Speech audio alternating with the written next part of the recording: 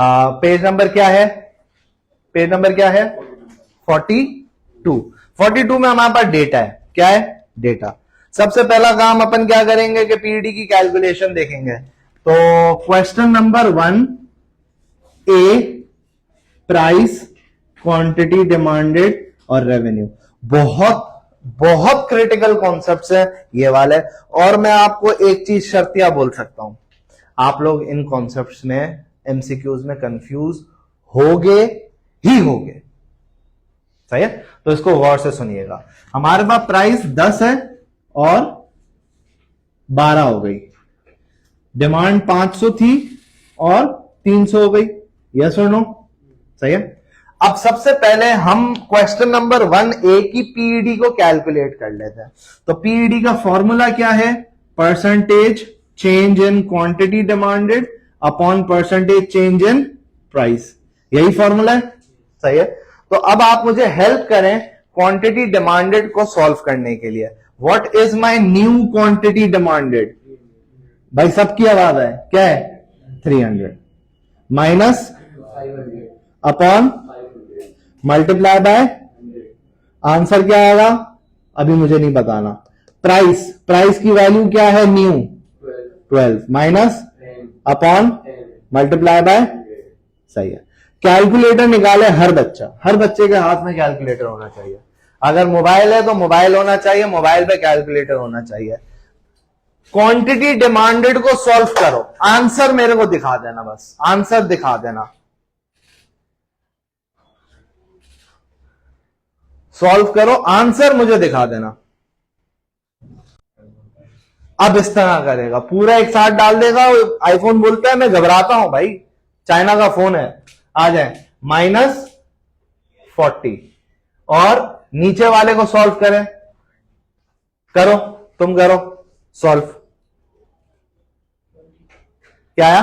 20। 40% divided by 20%। Answer क्या आया मेरा? -2। सवाल, -2 इलास्टिक हुआ या इन इलास्टिक हुआ? अच्छा, मोर देन 1 होता है तो इलास्टिक होता है। अब ये -2 है। -2 का मतलब क्या है? माइनस की साइन को इग्नोर करने का है। तो जब इग्नोर करोगे, सिर्फ नंबर को देखोगे, नंबर मोर देन 1 है लेस देन 1 है, तो ये क्या हो गया भाई? इलास्टिक। कोई इशू? सही। अब आ जाए दूसरा question number 1 part B. Price मेरी कितनी है? क्वांटिटी डिमांडेड मेरी कितनी है? प्राइस है 10, 8। क्वांटिटी डिमांडेड है 500, 700। सही है। सेम स्टेप्स परफॉर्म करेंगे percentage change in quantity demanded के लिए। बताएं what is the new value? आवाज आए 15 बच्चे बैठे हुए, आवाज आए। कितनी है? 700 minus upon multiply by is equal to percentage change in price. बताएं values. 8 minus 10 upon 10 multiply by 100 is equal to. Solve करें, दोनों सॉल्व करें, आंसर मुझे नहीं बताइएगा।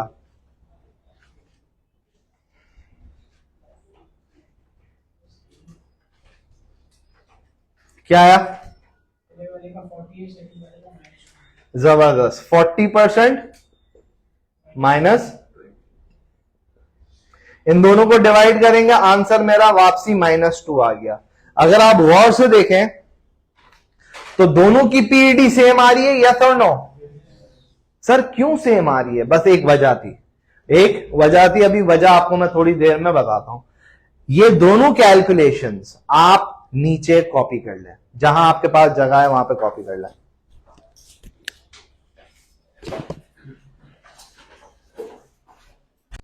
आ जाएं, इधर देखें।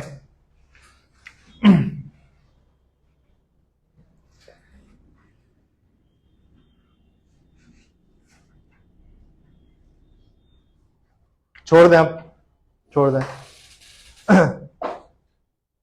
देखें, रेवेन्यू का मतलब क्या होता है? रेवेन्यू का मतलब होता है कितना पैसा कमाया। अगर मैं 10 रुपए की टॉफी 500 लोगों को बेचूंगा तो मैं कितना कमाऊंगा? मेरा कितना रेवेन्यू होगा? दोनों को मल्टीप्लाई करेंगे 10 इंटू 500 कितना हो गया भाई 5000। ये मेरा रेवेन्यू है। इकोनॉमिक्स में रेवेन्यू और expenditure is the same thing. क्या ये बात सेंस बनाती है कि revenue and expenditure are the same thing? बनाती है? कैसे? सही है, तुमने A2 पढ़ा था ना, सही है। अब देखें, revenue and expenditure in accounts is not the same, सही है ना। Revenue and expenditure in economics is the same. इसके पीछे लॉजिक ये है कि अगर तुम मिसाल के तौर पे तुम बैठे हो, तुमने मुझे 6,000 रुपए फीस दी। अब 6,000 रुपए तुम्हारा क्या है? एक्सपेंड। मेरा क्या है? रेवेन्यू। इस सेंस में ये दोनों चीजें क्या है? बराबर है। तो पेपर में अमूमन वो आपको बोलता है कि एक्सपेंडिचर कैलकुलेट करो, तो एक्सपेंडिचर भी वैसे ही कैलकुलेट होगा जैसे रेवेन्यू कैलकुलेट होगा। अब तुम लोग बैठे हो, मिसाल के तौर पे तुम सब ने फीसेस जमा कराई, वर्ष को तुमने दे दिए 2 लाख रुपए, सही है, फीस के तौर पे। सवाल, ये 2 लाख रुपए वर्ष का क्या है? रेवेन्यू। तुम लोगों का क्या है? एक्सपेंडिचर। तो तुम लोगों का एक्सपेंडिचर 2 लाख, वर्ष का रेवेन्यू 2 लाख। ये प्रॉफिट की मैं बात नहीं कर रहा। अब अगर मैं 12 को 300 से मल्टीप्लाई करूंगा तो मेरे पास आंसर आ गया 3,600।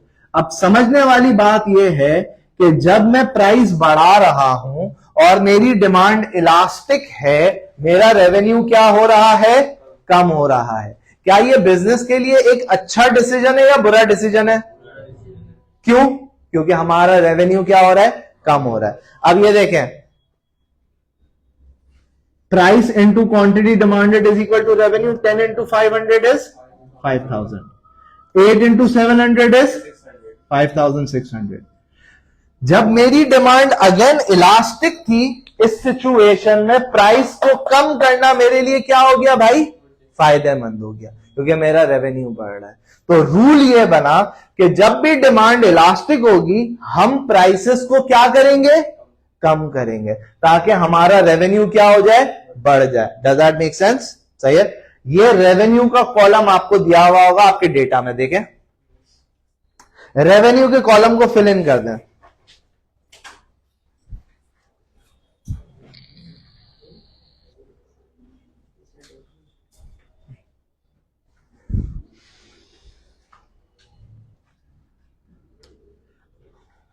कर लिया फिल इन?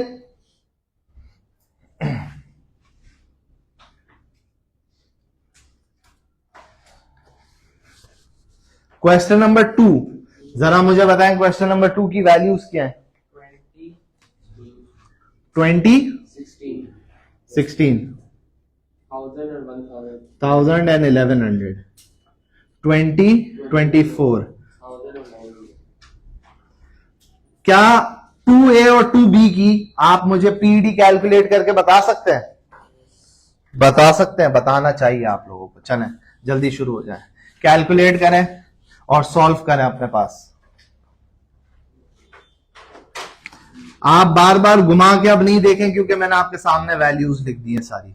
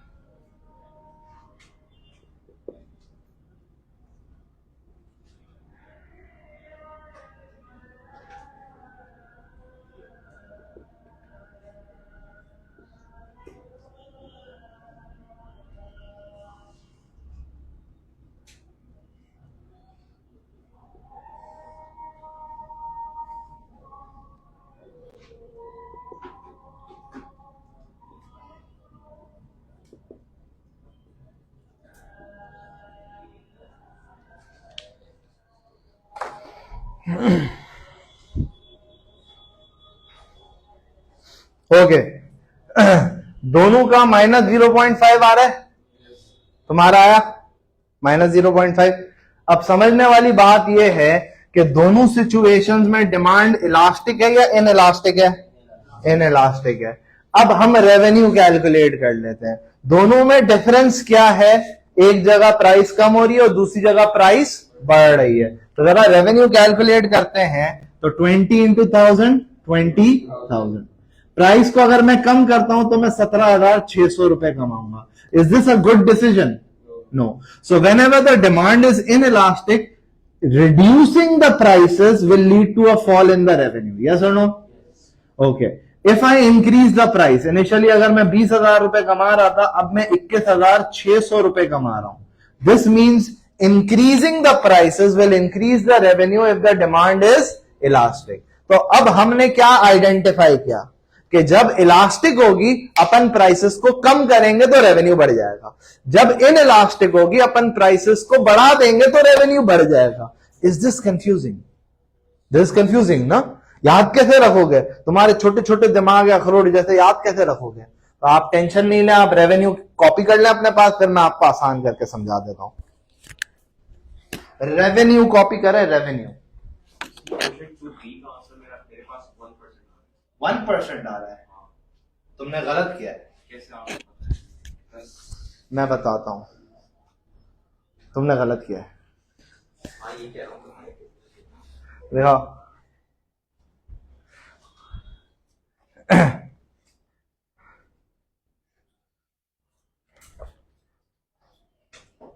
तुमने कैलकुलेट ही गलत किया है। तुम्हें कैलकुलेटर ही यूज नहीं करना आया। हाँ सही है, आ जाए। अब सवाल यह पैदा होता है कि हम कैसे याद रखेंगे एज लर्नर्स, हम दिमाग में इसको कैसे रखेंगे कि किस सिचुएशन में प्राइस बढ़ानी है और किस सिचुएशन में प्राइस कम करनी है। 0.5 का मतलब हो गया इनइलास्टिक, और इनइलास्टिक का मतलब क्या होता है? क्या लिखा है मैंने? क्या लिखा है? मजबूरी। मजबूरी का मतलब क्या होता है? कस्टमर की क्या कर दो? बजा दो। कस्टमर की हम कैसे बजा सकते हैं? चमाट मार दें, ऐसे बजाएं? नहीं, कैसे बजा सकते हैं? प्राइसेस बढ़ा के। तो कस्टमर मजबूर है, वो क्या करेगा? वो परचेज तो करेगा ही, तो तुम्हें ज्यादा पैसे दे के चला जाएगा। मिसाल के तौर पे बकरा ईद आई। अब बकरा ईद पे जानवर मजबूरी है खरीदना, क्योंकि हमें क्या करनी है? कुर्बानी। अब आप लोगों को आइडिया होगा, नॉर्मल दिनों में जानवर इतना महंगा नहीं होता, लेकिन जब बकरा ईद आती है तो प्राइसेस उसकी क्या हो जाती हैं? बढ़ जाती हैं, और जानवर भी ज्यादा बिकता है। सही है ना? क्योंकि मजबूरी है लोगों की, तो ज्यादा प्राइसेस पे वो ज्यादा खरीद लेते हैं। तो जो व्यापारी होते हैं, जो बंदे लेके आए हुए होते हैं जानवर, वो ज्यादा कमाते हैं। एक और मिसाल ले लेते हैं। एक बंदा है, वो दुबई में रहता है, उसकी अम्मा का इंतकाल हो गया लेट से कराची में। तो अब वो दुबई से रातों रात फ्लाइट पकड़ेगा। नॉर्मली दुबई की फ्लाइट वन वे 50,000 रुपए तक में आ जाती है, तो ये लो कॉस्ट एयरलाइन। आए तो फिर 80,000 तक में चली जाएगी। अब मुझे बताओ, उस बंदे को कितने की टिकट मिलेगी? रातों रात जाना है, 3-4 घंटे में फ्लाई करना है, बताओ कितने की मिलेगी? कितने की? नहीं, कम से कम भी है ना, कम से कम भी 1.5 लाख रुपए, 1.25 लाख रुपए तक की टिकट मिलेगी। क्यों? क्योंकि उसकी मजबूरी है। और एयरलाइन वाले ये नहीं बोलेंगे अल्लाह आपकी मम्मा का इंतकाल, आई एम सो सॉरी, नहीं, बोलेंगे भाई ये टिकट की प्राइस है। कस्टमर मजबूर है, आप क्या करो, क्या करो, उसकी बजा दो। और कैसे बजाओगे, बाय चार्जिंग हायर प्राइसेस। एक और मिसाल लेते हैं, लेट से हमारे पास एक बच्चा है, वो अपनी BFF के साथ, बेस्ट फ्रेंड्स फॉर एवर के साथ बाइक पे जा रहा है, धूम मचा ले, सही है, रास्ते में टायर पंचर हो गया। अब जब टायर पंचर होगा तो उसको क्या करना पड़ेगा, पंचर लगवाना पड़ेगा। अंधेरी रात है, रोड पे सन्नाटा है, रास्ते में एक पंचर वाला आता है। पंचर वाले ने पहले ही रियलाइज कर लिया कि यार ये मजबूर इंसान है, तो 150 रुपए का पंचर कितने का लगाएगा, 1000 का, 500 का, वो आपकी लेगा पैसे, नोट लेगा, सही है, ज्यादा पैसे। आप नोट नहीं दोगे फिर क्या होगा, आपकी BFF को लेके चला जाएगा, सही आगे बात हो जाए। तो मजबूर हो ना आप जब मजबूर हो तो क्या होगा, प्राइसेस बढ़ जाएंगे, प्राइसेस बढ़ जाएगी, लेकिन डिमांड थोड़ी सी कम होगी। और इसका ऑपोजिट क्या है, बंदा मजबूर नहीं है। अब अगर बंदा मजबूर नहीं है, लेट से मेरी बाइक का टायर पंचर हुआ, बराबर में एक और पंचर वाला है, तो ये अगर चौड़े कराएगा मैं उसको क्या बोलूंगा, ये अगर मुझे बोलेगा बिलाल 500 रुपए एक पंचर के, मैं इसको क्या बोलूंगा, कद्दू, निकल यहां से, नहीं दे रहा। तो मैं मजबूर अब नहीं हूं, तो मेरे से ज्यादा प्राइसेस चार्ज करोगे तो तुम भी कमा, मैं दूसरी जगह चला जाऊंगा, दूसरी जगह मुझे सस्ते रेट मिल जाएंगे। तो जब मजबूर है कस्टमर, अपन प्राइसेस बढ़ा देंगे, और जब मजबूर नहीं है अपन प्राइसेस कम कर। अब तुम सोचो, दो पंचर वाले हैं, मैं आया तो अब बोलेंगे, दोनों लड़ेंगे ना, बोलेंगे नहीं बिलाल मेरे पास पंचर बनाओ, वो बोलेगा बिलाल मेरे पास, तो इवेंचुअली वो प्राइसेस क्या करेंगे, जो प्राइस कम करेगा मैं उसके पास चला जाऊंगा। इवेंचुअली रेवेन्यू किसका ज्यादा होगा, जो मुझे सस्ते में माल देगा। अब तुम्हें याद रहेगा, अब ये इतनी लंबी जो वर्किंग हमने की थी ना, ये फजूल थी, ये सिर्फ एक रिवीजन था कि पीडी कैसे कैलकुलेट होती है और एक्सपेंडिचर और रेवेन्यू को कैलकुलेट करने का तरीका था, इसके अलावा फजूल था। ये मैं आपको कैलकुलेट करे बगैर भी समझा सकता था, मैं बोलता इनइलास्टिक मतलब मजबूरी, मजबूरी में प्राइसेस बढ़ाएंगे, और इलास्टिक का मतलब नो मजबूरी, तो प्राइसेस कम करेंगे, तभी आप रेवेन्यू ज्यादा कमाओगे। डज दिस मेक सेंस, सही है, आ जाए। अब एक और तरीके से मैं आपको सिखा रहा हूं, और ये एक और तरीका भी बड़ा वाइटल है आपके लिए। जगह है आपके पास, जगह है, थोड़ी सी जगह रखें, ओके, चले कुछ करते हैं। ये देखें, मैंने लिखा प्राइस, क्वांटिटी डिमांडेड, रेवेन्यू, कोई issue. This is the situation of elastic. सबसे पहले मुझे बताएं, इलास्टिक डिमांड होगी या इलास्टिक प्राइस होगी, इलास्टिक डिमांड। रबर बैंड है, रबर बैंड, रबर बैंड है किसी के पास, खवातीन तुम्हारे पास पोनी शोनी, पोनी है किसी के पास, फोन रख दे भाई। अच्छा, रबर बैंड नहीं है ऐसा, लेकिन रबर बैंड पता है ना कैसा होता है, ये तो पता है ना, तो जब आप खींचोगे तो वो ज्यादा खींचेगा। इलास्टिक कौन है, इलास्टिक है, डज दिस मेक सेंस। अच्छा, अब ये देखें, मैंने प्राइस बढ़ाई तो डिमांड इलास्टिक है। रेड वाला एरो बनाऊंगा या मैं ब्लू वाला एरो बनाऊंगा, तुम लोग को क्या लगता है क्या बनना चाहिए, क्यों क्यों क्यों, इलास्टिक है ना, रबर बैंड की तरह खींचेगा ना, ओके, तो मैं ब्लू मिटा दूं, सही है। अब ये देखें, प्राइस अगर मैं कम करूंगा तो डिमांड बढ़ जाएगी, रेड वाला एरो बनेगा या ब्लू वाला एरो, क्यों क्यों क्यों, इलास्टिक का मतलब क्या है, ज्यादा रिस्पॉन्ड करेगा, इलास्टिक का मतलब है ज्यादा रिस्पॉन्ड करेगा। अब ये देखें, प्राइस बढ़ी, ये फायदेमंद है नुकसानदेह, फायदेमंद है, डिमांड कम हुई, ये फायदेमंद है नुकसानदेह, तो ज्यादा फायदा हुआ या नुकसान, तो रेवेन्यू क्या हो जाएगा भाई, कम, ओके। प्राइस को हमने कम किया, नुकसान, डिमांड बढ़ गई, फायदा, फायदा ज्यादा हुआ, नुकसान, रेवेन्यू क्या हो गया, बढ़ गया। तो जब भी डिमांड इलास्टिक होगी अपन लोग प्राइसेस क्या कर देंगे, कम, तो हमारा रेवेन्यू क्या हो जाएगा, बढ़ जाए। क्या हमने यही डिस्कस किया था? ओके, अब आ जाए अगला कॉन्सेप्ट, ये वाला देखें, ये वाला पढ़ा मैं देखें, प्राइस, क्वांटिटी डिमांडेड, रेवेन्यू, दोनों को मल्टीप्लाई करोगे रेवेन्यू आ जाएगा। रेवेन्यू को प्यार से हम क्या बोलते हैं, एक्सपेंडिचर से। अब ये देखें, ये इनइलास्टिक का ग्राफ है, अब गौर से देखना, प्राइस मेरी कम हुई, क्वांटिटी डिमांडेड बढ़ गई। रेड वाला एरो बनाऊंगा या ब्लू वाला? क्यों क्यों क्यों क्यों ब्लू वाला क्यों, बताएं? Yes you, yes, it is, what does inelastic mean? It won't respond. Yes. So the red one is responding more. The blue one is responding by a small proportion. तो दोनों में से इलास्टिक कौन है? Red वाला। और हम बना रहे हैं ग्राफ किसका? इन इलास्टिक का। Does this make sense? सही है, ये मैंने मिटा दिया। अब आप देखें, अगर मैं प्राइस को बढ़ाऊंगा तो मेरी डिमांड क्या हो जाएगी? कम। रेड वाली बनाऊंगा या ब्लू वाली बनाऊंगा? क्यों? समझ में आ रहा है कॉन्सेप्ट? सही है, मैं रेड वाली मिटा देता हूं। अब अपने आप से पूछें, फायदा नुकसान? नुकसान। फायदा नुकसान? फायदा। तो फायदा ज्यादा है, नुकसान ज्यादा है? रेवेन्यू क्या हो जाएगा? कम। फायदा, नुकसान, फायदा ज्यादा है, रेवेन्यू क्या हो जाएगा? तो जब भी इनइलास्टिक होगी हम प्राइसेस बढ़ा देंगे। क्या यही मैंने आपको सिखाया था? इनइलास्टिक का मतलब क्या है? मजबूर। और मजबूर होगा कस्टमर, हम क्या करेंगे? बजा देंगे। हम ज्यादा प्राइसेस चार्ज करेंगे, कस्टमर क्या करेगा? चीखेगा, चिल्लाएगा, ज्यादा पैसे देके भी जाएगा।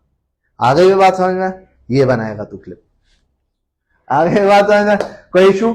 आ जाए अगला कॉन्सेप्ट, यूनिटरी। यूनिटरी का मतलब क्या है? यूनिटरी का मतलब क्या है?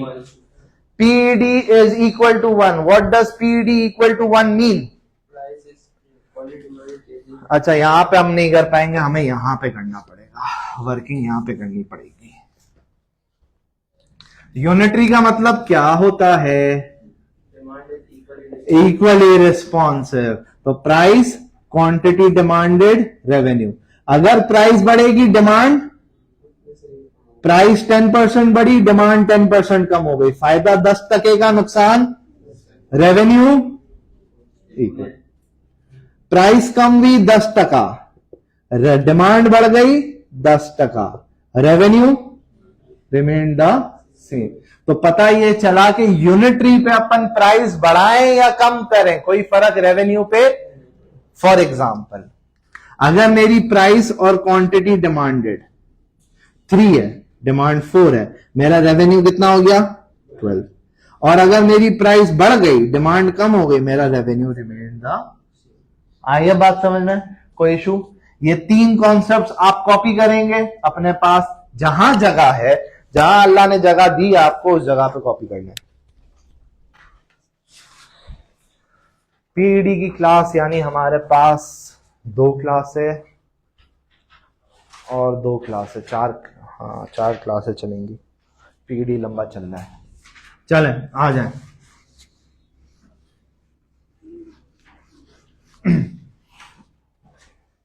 अब ये देखें, अगर मेरा ग्राफ परफेक्टली इलास्टिक है तो इसका ग्राफ बनेगा कैसे?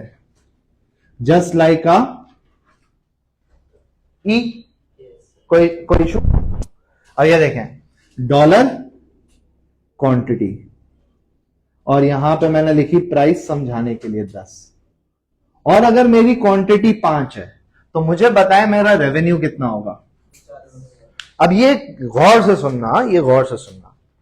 50 हो गया, मैं आपको बोलता हूं ये मेरा रेवेन्यू है, ये मेरा रेवेन्यू है। डज दिस मेक सेंस कि ये अंदर का डब्बा मेरा रेवेन्यू क्यों है? नहीं? तो बोलो नहीं, it does not make sense. अकेला बोलना हाँ सेंस बनता है। Does this make sense? No? Okay, no. आ जाए थोड़ी मैथ्स पढ़ते हैं।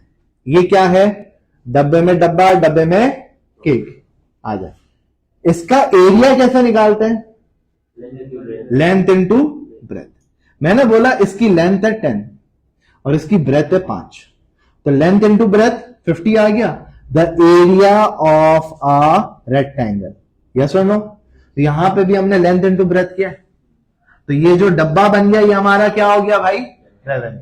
ये एमसीक्यू में पूछा जाता है, तो आपको पता होना चाहिए ये डब्बा भी रेवेन्यू है, क्योंकि इन दोनों को लेंथ को ब्रेथ से मल्टीप्लाई करोगे तो एरिया ऑफ रेक्टेंगल आएगा।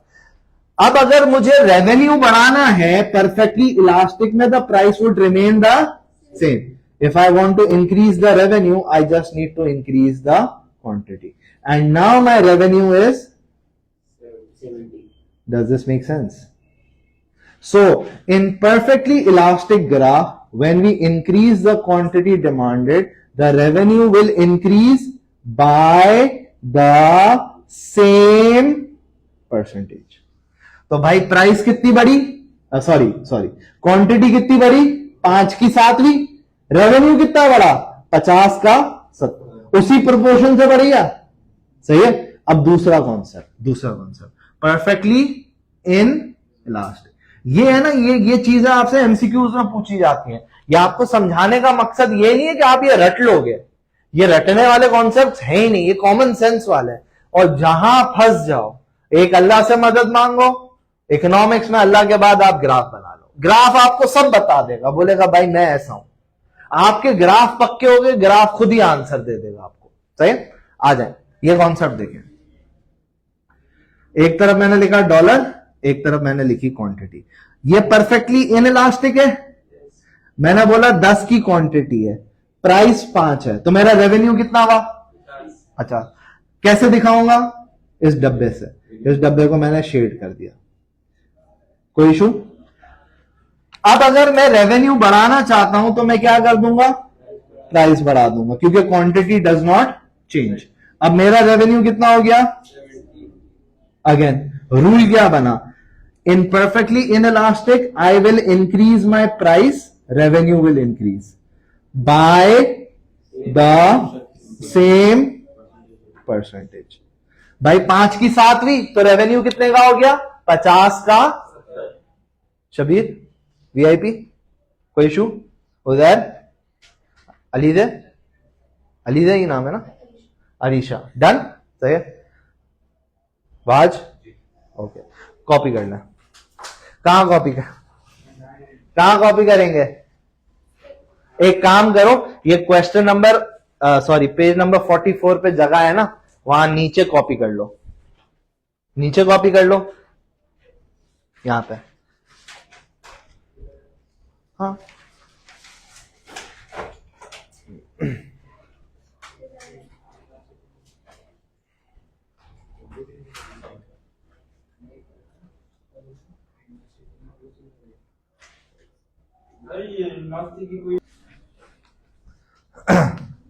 फाइनल वर्डिक्ट से मुराद क्या है, इस कॉन्सेप्ट का लुब्बे लुबाब क्या है कि डिमांड अगर इनइलास्टिक होगी हम प्राइसेस बढ़ा देंगे, हमारा रेवेन्यू क्या हो जाएगा, बढ़ जाएगा। Make sense.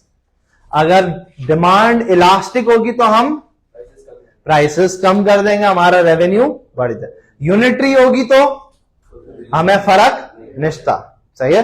और परफेक्टली इलास्टिक होगी, प्राइस तो चेंज नहीं होगी, जितना ज्यादा बेचोगे उतना ज्यादा रेवेन्यू। और परफेक्टली इनइलास्टिक होगी तो क्वांटिटी सेम रहेगी, जितनी ऊंची प्राइस रखोगे उतना ज्यादा रेवेन्यू। कोई इशू? आगे भी बात समझ में? एंड करें। अगली क्लास से पहले ये सारे कॉन्सेप्ट्स रिवाइज करके आना।